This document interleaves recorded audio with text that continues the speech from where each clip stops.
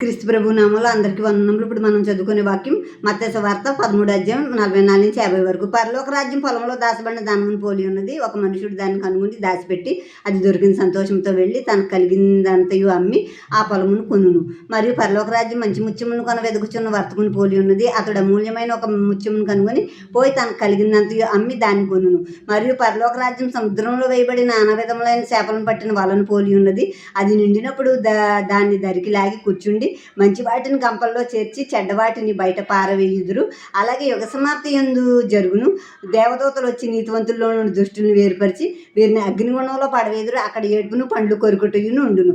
పరలోక రాజ్యం పొలంలో దాచబడిన దానం. కొందరు పొలంలో ఇటువరకు బిందుల్లో లంకి బిందులు దొరికినాయి అనేవారు, అలా దాచేసేవారంట. ఇప్పుడు దుక్కు తిన్నప్పుడు ఎప్పుడో ఒకరికి దొరికింది అది. అప్పుడు ఆ పొలం కొనేస్తాడు, తనకు కలిగింది అమ్మి అంటే ఆ పొలం కొంటాడు ఆ ధనం కొరకు. అంటే పరలోక రాజ్యం అంత విలువైందని అర్థం అన్నమాట.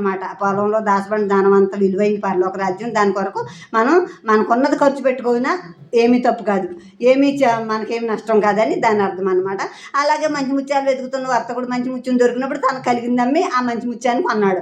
అంటే పరలోక రాజ్యం అంత అమూల్యమైంది, మంచి ముత్యం లాంటి విలువైంది అనమాట. కనుక పరలోక రాజ్యాన్ని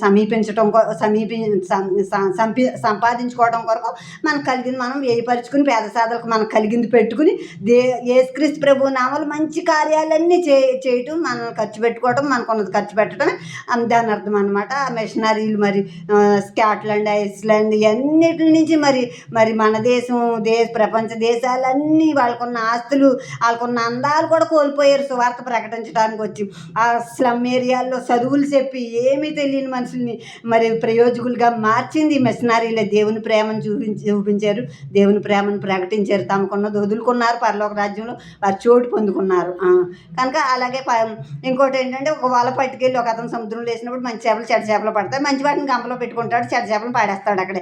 అలాగే యుగ సమాప్తి అందు కూడా చెడ్డవారిని అగ్నిగుండంలో పాడేస్తారు, అక్కడ ఏడుపులు పండ్లు కొరుకుతా మంచివారిని తన రాజ్యంలో చేర్చుకుంటానంటున్నారు యేసుక్రీస్తు ప్రభు. ఆమేన్.